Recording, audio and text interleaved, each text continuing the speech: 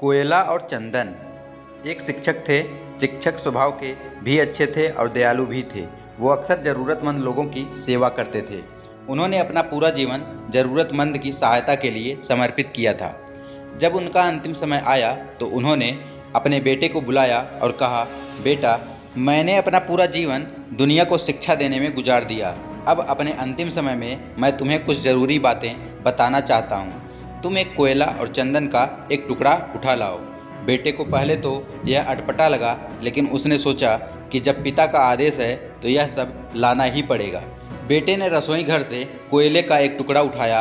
नसीब से घर में चंदन की एक छोटी लकड़ी भी मिल गई। वह दोनों लेकर अपने पिता के पास गया। पिता ने कहा, अब इन दोनों चीज़ों को नीचे फेंक दो। बेटे ने दोनों चीज़ें नीचे फेंक दी और हाथ धोने जाने लगा तो उसके पिताजी बोले, ठहरो बेटा, जरा अपना हाथ तो दिखाओ। फिर शिक्षक उसका कोयले वाला हाथ पकड़कर बोले, बेटा, देखा तुमने, कोयला पकड़ते ही हाथ काला हो गया, लेकिन उसे फेंक देने के बाद भी तुम्हारे हाथ में कालिक लगी ही रह गई। गलत लोगों की संगति इसी तरह होती है। उनके साथ रहने पर भी दुख होता है और उनके न रहने पर भी जीवन भर के लिए बदनामी साथ लग जाती है। दूसरी तरफ सज्जनों का संग इस चंदन की लकड़ी की तरह होता है। जो साथ रहते हैं तो दुनिया भर का ज्ञान मिलता है और उनका साथ छूटने पर भी उनके विचारों की महक जीवन भर साथ रहती है।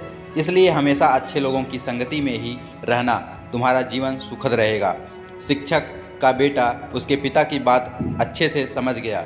हमें भी सज्जनों का ही संग करना चाहिए, क्योंकि ऐसा करने से हमारा जीवन सुखद रहता है। तो दोस्तों, यह कहानी आप लोगों को कैसी लगी हमें कमेंट करके ज़रूर बताएं। और भी ऐसे रोचक कहानियों के लिए हमारे चैनल को ज़रूर सब्सक्राइब कर लें। धन्यवाद।